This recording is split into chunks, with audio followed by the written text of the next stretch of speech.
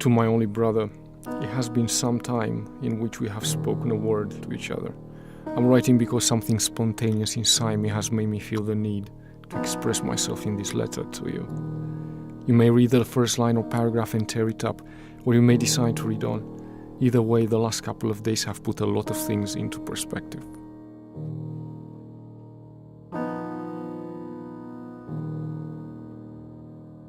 They say New York isn't at its best this time of year.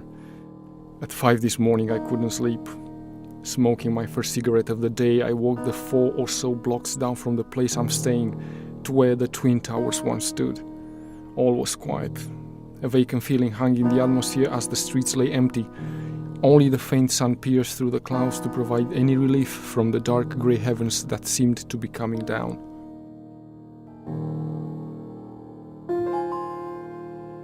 It's been 4 years since we came over from Europe, when everything was different. I return now to a city that has moved on from then, a city in a transitional period. Through my camera I see a darker city that will never completely return to how it once was, that temporarily hangs in a void of uncertainty. Yet, out of the darkness comes a togetherness.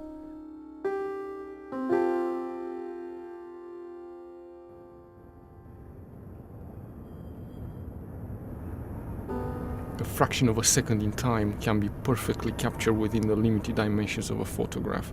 Its viewer looks upon an unjaded image of a time and place stood still so that your experiences can be seen by others who were not there to take in everything that you personally experienced.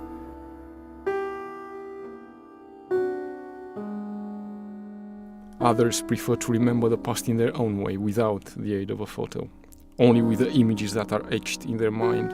I often feel time is better captured in a memory, particularly by more than one person who can share those same first-hand experiences with you.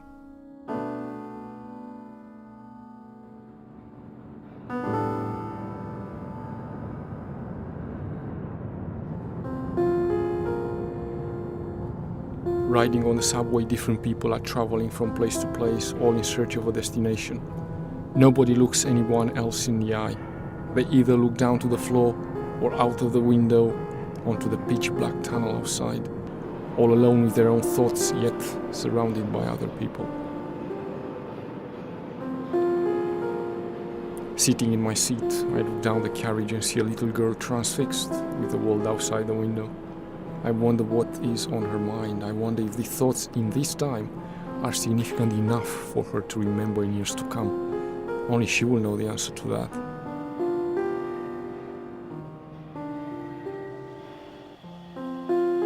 The stations here bustle with waves of people heading in different directions. Earlier I walked down the cavernous tunnels that lead from Times Square station over to 7th Avenue. You walk past the commuters, walk past the preachers and the street performers and the forgotten souls. Like the city, they've all been scarred by the past. Everybody here has their story to tell. Walking out into the night, the cold air still bites. Though deep in my thoughts I don't feel it anymore. The neon signs bring vast color to the city. A huge billboard with a little boy looks out onto the world as everything keeps moving and changing. The sidewalks are filled with tourists and the streets flow with yellow taxis.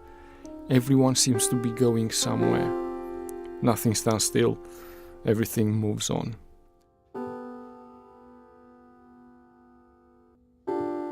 As I walk around the city, I realize how time is always moving forward, and no matter what, we can never change the past. Memories and nostalgia are not enough to remember each other by. In the context of things, there isn't enough time in our lives to let such trivial matters keep us apart for so long. Any day could be our last.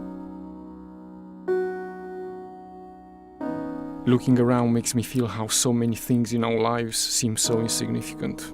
The hate, the reluctance, yet little things such as past memories and hope can mean so much.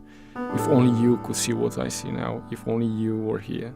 You could see through a photo, I suppose, but then that isn't enough.